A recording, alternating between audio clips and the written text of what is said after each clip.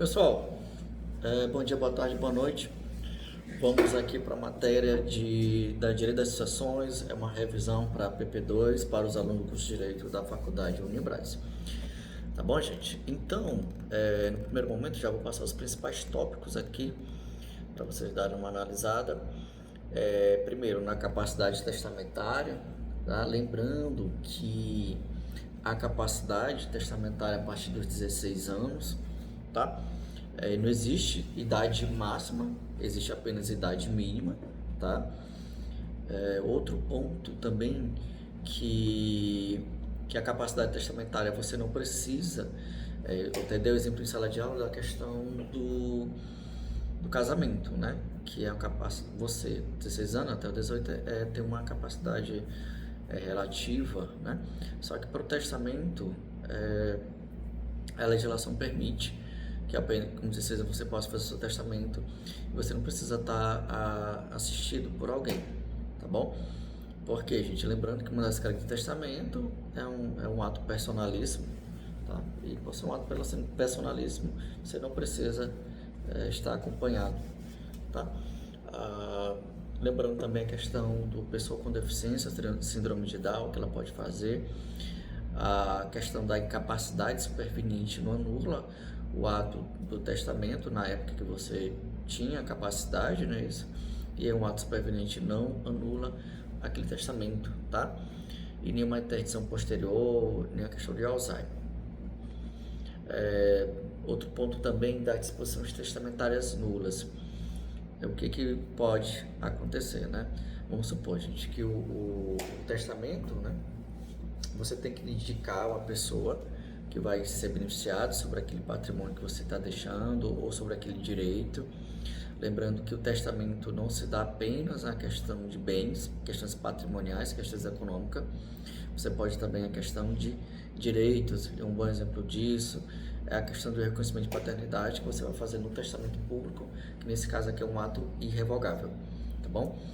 Outro ponto também que você pode fazer é a questão de tutor, de curador. Você pode fazer isso através mediante testamento, se for lido em sala de aula. O que você não pode fazer, né? É fazer um testamento para pessoa incerta. Pessoa incerta que eu falo, pessoa jurídica ou pessoa física, né? Vamos supor, eu quero deixar um testamento, eu quero deixar um patrimônio, uma fazenda, um legado, né? Eu quero deixar uma fazenda para o primeiro fulano que fazer 100 flexões determinado dia tal, ou deixar meu patrimônio para o hospital que vai inaugurar 5 anos após a minha morte, tá?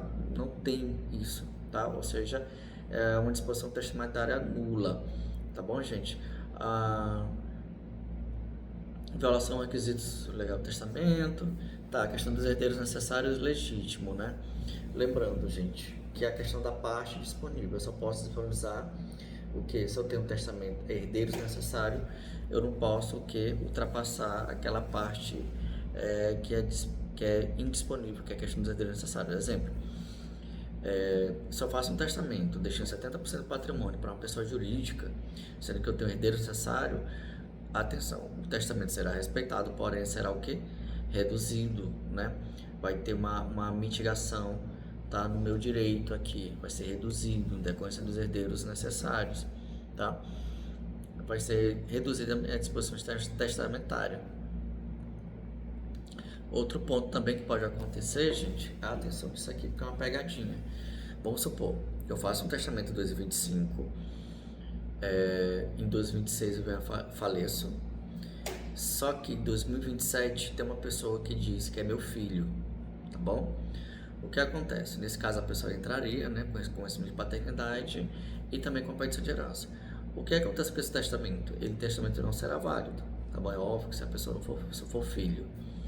Mas vamos supor que em 2025 eu faço o testamento, 2026 eu verifico e se desistir desse filho mantenho o testamento, e aí vamos supor que nesse testamento de 2025, nesse segundo exemplo que eu estou dando, testamento de 2025, eu faço o testamento deixando 100% do patrimônio para uma fundação, né, para uma entidade filantrópica.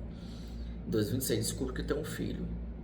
Eu não mexo naquele testamento que eu fiz em 2025. Em 2027 veio a falecer, o que acontece? O testamento será válido, porém, vai o quê? Será reduzido essa parte aqui, tá? Será reduzido, porque eu tenho o que? O herdeiro necessário e sabia daquele meu herdeiro necessário. Ou seja, a gente vai ter uma redução de disposições das disposições testamentárias. Tá bom, gente? E aqui é da questão das cláusulas existenciais, que eu falei em sala, né? Que no testamento eu posso fazer um reconhecimento moral e afetivo de um filho, eu posso nomear um tutor, eu posso preservação de acervos culturais, destinação de manuscritos, bibliotecas, é a questão do... que não é testamento, gente. Falei assim, desculpa, gente, codicílio, tá? Lembrei, perdão. Tá bom? Lembrando que, gente, codicílio não é testamento, e codicílio, né, não anula testamento, nem revoga testamento, mas o testamento pode revogar um codicílio. Tá bom, gente? O que eu posso falar para vocês mais aqui nessa questão de... Isso também eu posso fazer também reconhecimento de socioafetivos sem adoção. Questão dos vícios formais em testamento. Lembrando que são 6 tipos de testamento que o Código Civil traz: os ordinários e os extraordinários. Os ordinários, qual é o testamento público, o cerrado e o particular, tá bom? Tem uma aula que eu gravei sobre o testamento particular, porque tanto o testamento público como o testamento místico ou cerrado foi falado em sala de aula. E aí também fiz uma pequena aula sobre os testamentos extraordinários, tá? Gente, inventário extrajudicial, leio a resolução número 35 do CNJ, falei isso para vocês, passei essa resolução para vocês dar uma lida nisso. Bora aqui, gente. Atenções, né? Lembrando que o testamento, tá? Se eu faço um testamento, tem que ter o quê? Identificação da pessoa, tá? Não pode ser subordinado a um terceiro. Essa escolha, o Código Civil, ele proíbe a indicação de beneficiário cuja definição depende exclusivamente de terceiros. Ou seja, eu faço um testamento, eu tenho que deixar de forma expressa quem será beneficiado, tá? Bora lá, gente. Lembrando que a incapacidade posterior não invalida o ato, tá? E também, se eu tenho herdeiros necessários, eu tenho que respeitar as disposições testamentárias e a questão da redução, tá?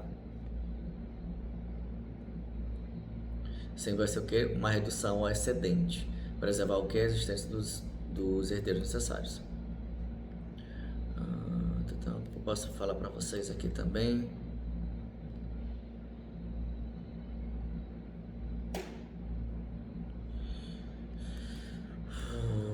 Só um momento, gente.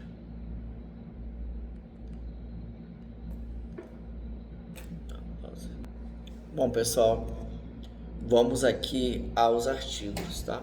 Eu vou deixar também nos comentários, aqui no vídeo, o que eu peço para vocês, gente? Dá uma lida no artigo 1860, isso aqui fala sobre a capacidade testamentária. Artigo 1861, na questão de incapacidade superveniente, tá? Que é a capacidade de verificar no momento da manifestação da vontade. Lembrando também, gente, das pessoas com deficiência, né? A Lei 3.646 de 2015, lá no artigo 6º, e também no artigo 84, tá? Lei Brasileira de Inclusão, que é a questão das pessoas com síndrome de Down. Falei até do Tratado da Convenção de Nova York, falei isso em sala de aula, tá bom? Autonomia de vontade, a questão da capacidade testamentária, fica atento sobre isso. A questão dos herdeiros necessários da legítima, artigo 1846, 1845, 1847 e... Olha lá, gente, 1845, 46, 1857 e 1867, tá? No primeiro lá, no artigo 1845, define quem são os herdeiros necessários, vocês sabem disso, que é descendentes, ascendentes e cônjuge. Lá no artigo 1846, que fala a questão da legítima, dos herdeiros necessários, que pertence aos herdeiros necessários metade dos bens da herança, que é chamada de legítima. Lá no artigo 1857, fala que o testador somente pode dispor da metade disponível, quando houver herdeiros necessários. 1967 questão da redução das disposições testamentárias. Também eu quero que vocês vejam o artigo 1900, tá? 1900, inciso 1º, que fala que nula disposição em favor de pessoa incerta cuja identidade fique ao arbítrio de terceiro. Que está lá, artigo 1900, inciso 1º. Dê uma olhada também no artigo 1901, inciso 1º, tá? A 1900, inciso 2º, que é a questão das condições captatórias, tá? Bom lá, gente, dê uma olhada também nas condições temporais excessivas, lá no artigo 1988, tá?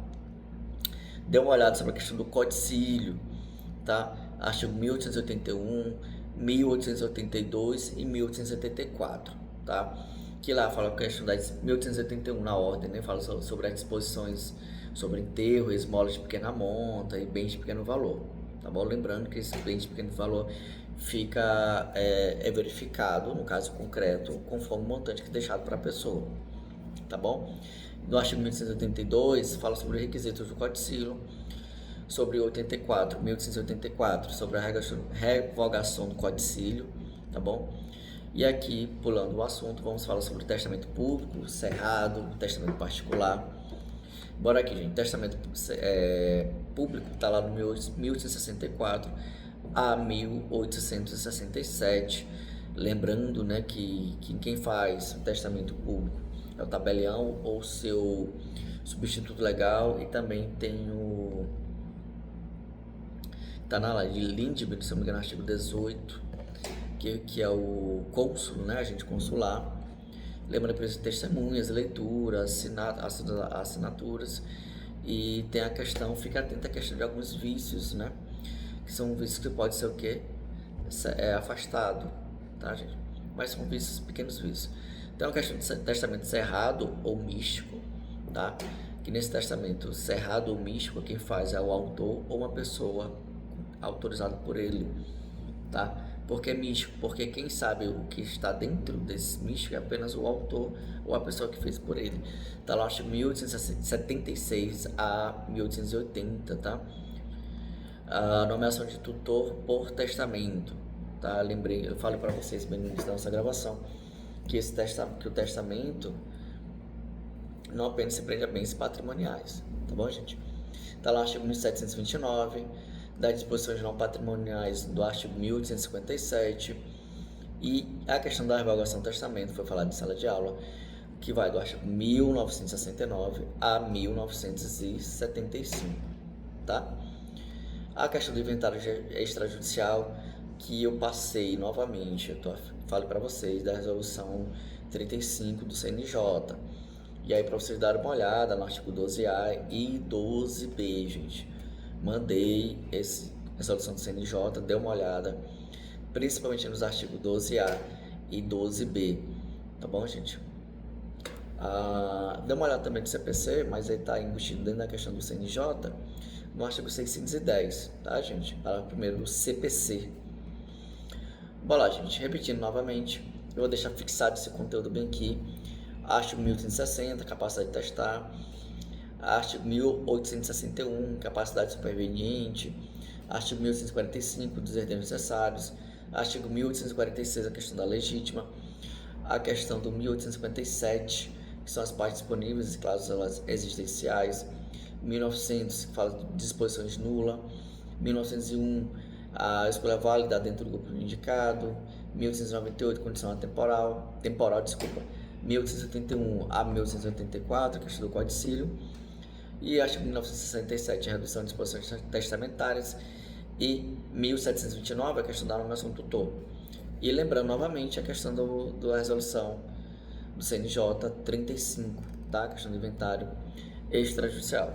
Tá bom, gente? Lembrando que a prova é sempre sem consulta, é você e Deus. E olha lá que Deus vai querer participar dessa prova.